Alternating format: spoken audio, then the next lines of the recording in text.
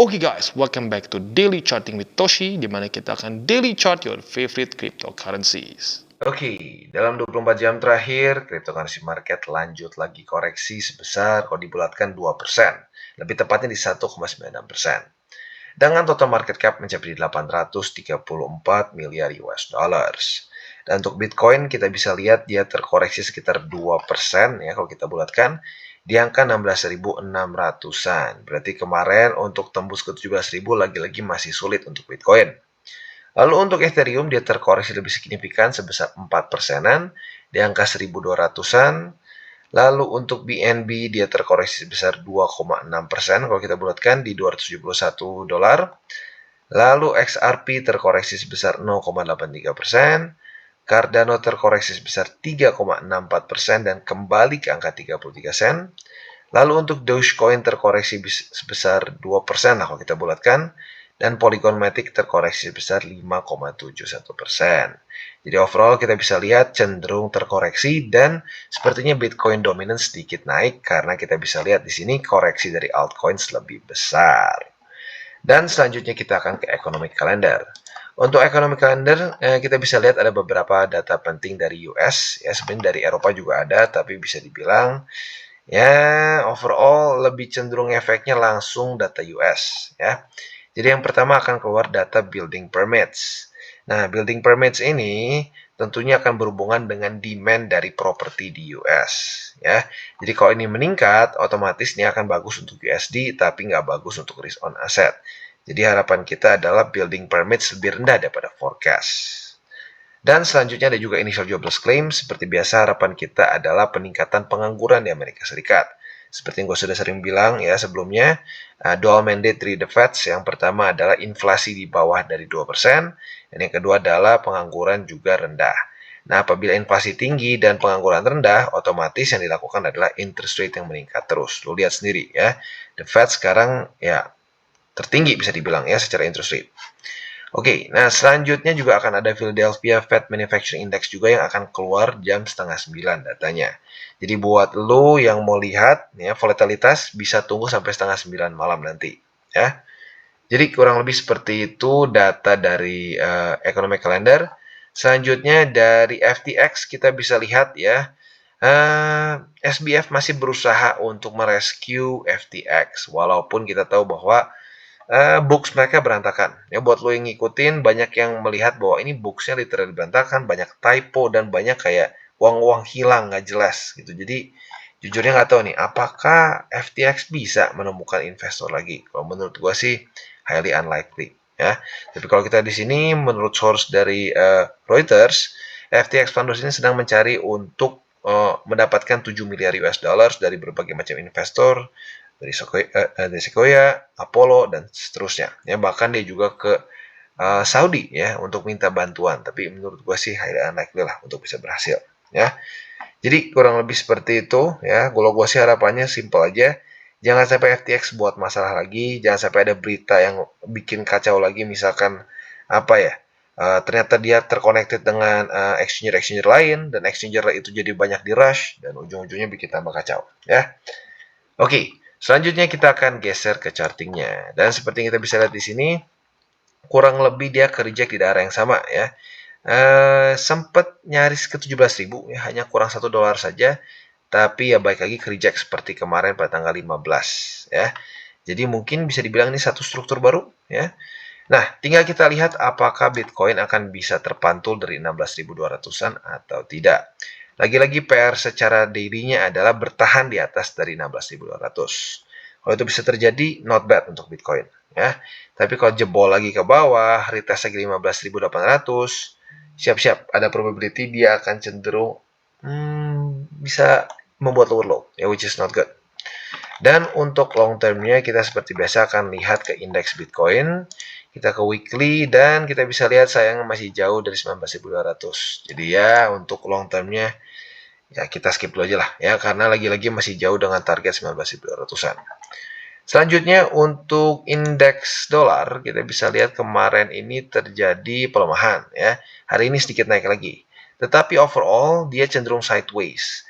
Nah, semoga saja secepat mungkin dia akan retest ke 105,5 lagi, dan jangan cuma retest seperti ini, tapi jebol ke bawah ya. Karena kalau ini mantul ya, seperti pembahasan DCWT kita kemarin, ini risk on aset akan berantakan, terutama Bitcoin ya. Karena Bitcoin secara secara kondisi sekarang cenderung bearish ya, karena FTX. Jadi kalau ditambah lagi dengan indeks dolar yang meningkat, apalagi sampai ke 108, 110, ya siap-siap market akan kebanting lagi ya, terutama cryptocurrency. Lalu untuk Nasdaq, S&P, dan Dow Jones, kita bisa lihat dia cenderung ketahan oleh Bollinger Band, kecuali Dow Jones ya. Dow Jones kayak cenderung melemah aja. Oh, Nasdaq, S&P dia jelas ke reject oleh Bollinger Band.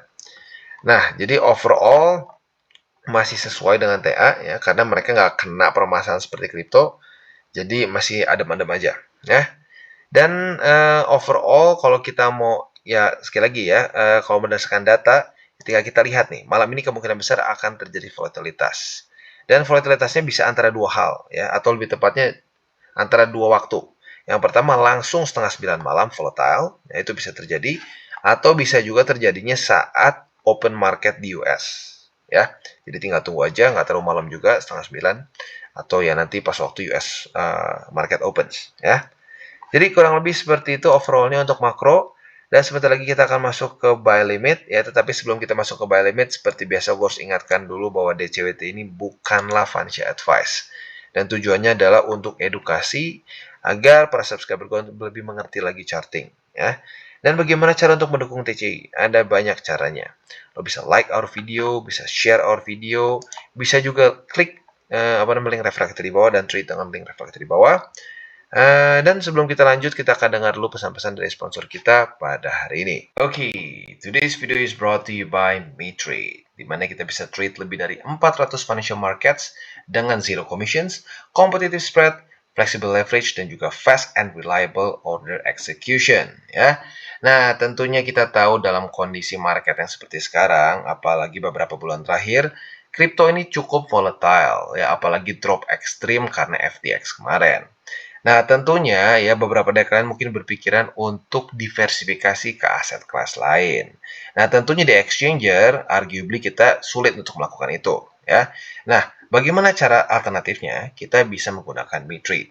Karena seperti yang kita bisa lihat di sini, kita bisa trade berbagai macam aset kelas, mulai dari forex, commodities, major indices, shares, dan lain-lain. Ya, dan yang gue suka juga dari MeTrade ini adalah mereka ada demo account. Jadi lo nggak harus langsung depo ya, lo bisa coba dulu demo account. Ada sebesar 50.000 USD yang bisa lo pakai untuk bereksperimen ya, dan membiasakan diri untuk trade di broker karena ada sedikit perbedaan dibandingkan dengan trade di exchanger ya. Dan selain itu juga yang gue suka adalah secara tampilan dia cenderung intuitif dan lebih user friendly ya. Kalau zaman dulu kita harus menggunakan MT4, di MeTrade dia langsung sudah terintegrasi, kita tinggal klik-klik saja langsung bisa masuk, dan untuk mengakses demo account juga jauh lebih mudah ya. Jadi buat lo yang tertarik untuk diversifikasi atau mencoba aset kelas lain, bisa pertimbangkan untuk menggunakan MeTrade.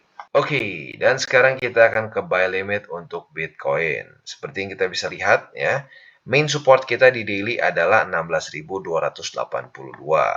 Jadi harapan kita adalah yang pertama nggak jebol, ya karena kalau ini jebol lagi-lagi secara struktur getting worse. Nah, dan selain dari itu kita berharap ada setup posisi long. Jadi kalau terjadi retest 1, retest 2 dalam beberapa hari ke depan di 1628, di 16.282, kita bisa pertimbangkan untuk buka posisi long. Nah, target TP-nya adalah di 17.621, yaitu struktur resisten ya. Resisten yang terbentuk pada tanggal 10 dan 11 November lalu. Jadi itu untuk posisi long. Untuk posisi short kita bisa pertimbangkan apabila terjadi rejection 1, rejection 2 terjadi di 17.621 ya. Untuk target TP-nya tinggal kita balik saja.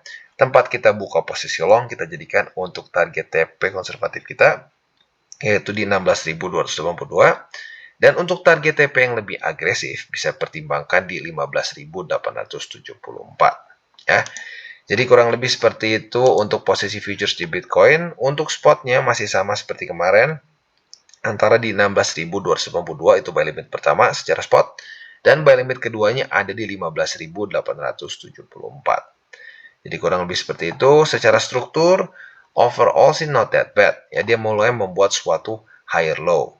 Nah, pertanyaannya, apakah dia bisa lanjut lagi membuat higher high atau tidak? For now masih belum, ya masih baru higher low.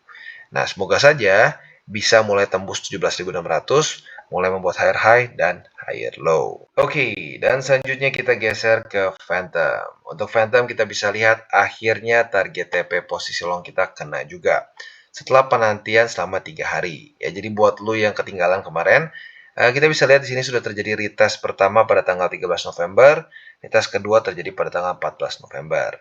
Nah, kita bisa di sini target TP-nya sesuai pembahasan kita yaitu di 19 sen. Dan buat lo yang sudah ambil posisi sejak tanggal 14 November kemarin, harusnya sudah dalam keadaan profit atau sudah kena TP sebesar lumayan 12,75% ya. Hanya 3 hari saja dapat segede gitu. Ya, apalagi kalau leverage-nya rada gede ya otomatis ya lebih besar. Tapi sekali lagi gue ingatkan, ya, jangan over leverage.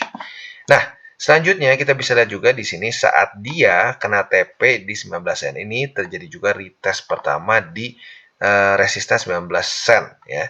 Nah, jadi andaikan hari ini terjadi lagi retest kedua, kita bisa pertimbangkan untuk buka posisi short. Walaupun sedikit jauh sih sayangnya ya, tapi nggak apa. Bisa lu pasang aja pending order. Jadi lu nggak perlu liatin chartnya, ya nggak perlu diliatin terus, pasang pending order aja. Kalau udah kebuka ya otomatis berarti ya. Nah, untuk posisi shortnya, apabila pada hari ini terkena di sini lagi, di 19 sen lagi, alias terjadi konfirmasi, kalian bisa pertimbangkan untuk TP-nya di 17 sen. Ya. Atau kalau kalian mau lebih agresif dan ngerasa bahwa kalian akan lebih dalam, ya, mungkin bisa pertimbangkan di 15 sen. Jadi mungkin masuknya 17 sen ini adalah target TP yang lebih konservatif, dan 15 sen masuknya ke target TP yang lebih agresif. Nah, untuk posisi longnya otomatis kita tinggal nyontek aja dari tanggal 9 dan 10 atau bisa juga nyontek dari tanggal 13 dan 14. Tinggal kita lihat apakah dia berhasil konfirmasi atau tidak di daerah 17 sen. Kalau jebol, ya udah kita cari konfirmasinya di 15 sen. Untuk spot, kita bisa pertimbangkan Phantom terakhir ini di 15 sen karena ini adalah summer low dari 2021. Jadi kurang lebih seperti itu untuk Phantom. Oke, dan sekarang kita masuk ke Cardano. Untuk Cardano kita bisa lihat ya, buat lu yang masih nge-hold posisi dari tanggal 15 November kemarin, sekarang masih oke ya. Dia masih oke dan sekarang masih dalam keadaan profit sebesar berapa nih? Not bad, 3%-an ya. Nah, jadi sesuai dengan pembahasan beberapa hari lalu ya, terjadi retest pertama tanggal 14 November, retest kedua di sini. Nah, buat lo yang ngikutin SOP, harusnya udah punya posisi short di sini ya. Nah, target TP sesuai dengan pembahasan kita yang konservatif ya, atau yang lebih tepatnya lebih konservatif lah, karena dibilang konservatif banget juga enggak, yaitu di 31 sen. Nah, kalau kalian lebih agresif, sebenarnya beda tipis yaitu di 30 sen ya. Jadi kurang lebih seperti itu untuk posisi shortnya, tinggal kita tunggu aja ya. Tapi buat lo yang mungkin ngerasa nanti takutnya ya, nanti malam datanya membuat market volatile, lo mau TP sekarang aja dengan profit 3% juga nggak masalah ya. Jadi balik lagi ke lo. Nah, selanjutnya untuk posisi long tinggal kita balik saja logikanya. Apabila terjadi retest 1, retest 2 di 30 sen, kita bisa pertimbangkan untuk buka posisi long. Target TP-nya sama dengan posisi kita buka posisi short-nya, yaitu di 33 sen. Ya. Jadi kurang lebih seperti itu untuk Cardano. Secara spot mungkin 30 sen boleh. Ya. Tapi lagi-lagi jangka panjang, jangan berpikir pendek. Ya. Kalau pendek ya otomatis ya lu main futures aja. Ya. Tapi pastikan juga jangan terlalu over leverage. Secara struktur untuk Cardano kita bisa lihat overall ya, dibilang bagus enggak. Ya. Karena lagi-lagi dia cenderung ya, bisa dibilang dia cenderung ngambang secara harga ya, walaupun anehnya secara fundamental dia nggak ada permasalahan signifikan ya, nggak kayak beberapa kompetitornya yang macet lah, ada hack dan lain-lain. Cardano basically free dari itu, tapi I don't know ya. Jadi intinya secara fundamentalis sih strong ya, nggak ada permasalahan signifikan, tapi secara harga cenderung nggak terlalu kuat ya. Mungkin bisa jadi peluang ya, lagi-lagi makanya gue bilang ya mungkin kita bisa akumulasi secara jangka panjang aja di support-support tertentu.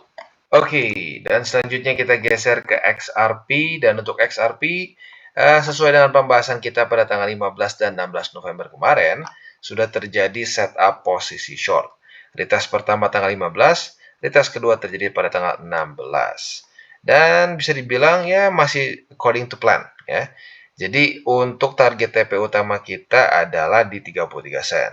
Kalau kalian mau sedikit lebih konservatif, boleh pertimbangkan di sini, yaitu di 0,3397. Kalau di sini kan 0,3312 ya. Lagi-lagi nggak ekstrim jauh, tapi ya sedikit lebih konservatif. Nah, selanjutnya yang kita bisa lihat juga adalah posisi long. Posisi long tinggal kita balik saja logikanya. Kita nyontek seperti tanggal 13 dan 14 November kemarin. Retest 1, retest 2 ya kalau terjadi seperti ini. Retest 1, retest 2 kita bisa pertimbangkan untuk buka posisi long.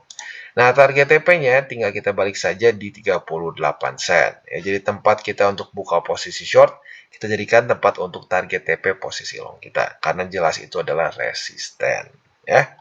Nah, selanjutnya untuk posisi spot ya, ada beberapa tempat. XRP kita bisa pertimbangkan di 2, yaitu 33 sen sama dengan posisi long, atau bisa pertimbangkan juga di 30 sen di bawah sini ya.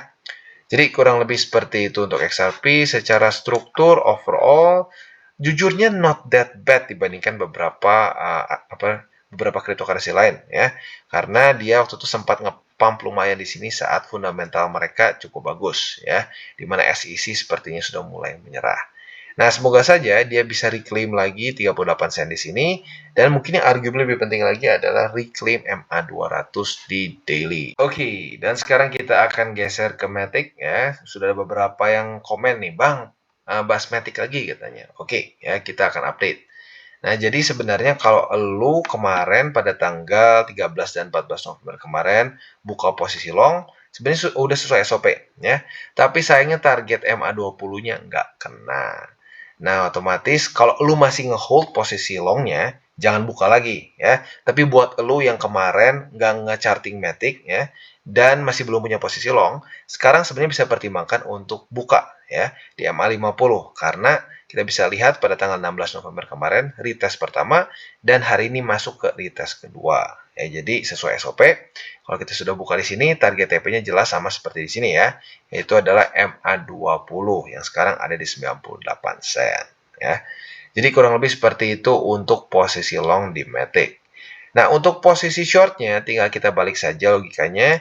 Kalau sampai dia reject sekali dan reject 2 kali di MA20, itu terjadi namanya konfirmasi ya. Kalau terjadi konfirmasi, kita bisa pertimbangkan buka posisi short di MA20 dengan target TP di MA50 atau arguably kalau lo mau juga bisa di 86 sen di bawah sini ya. Jadi kurang lebih seperti itu untuk posisi futures di Matic. Untuk posisi spotnya mungkin bisa pertimbangkan di 86 sen sekarang atau boleh juga di market buy di MA50 sekarang juga, itu masih oke lah secara struktur ya. Jadi kurang lebih seperti itu untuk Matic dan DCWT kita pada hari ini.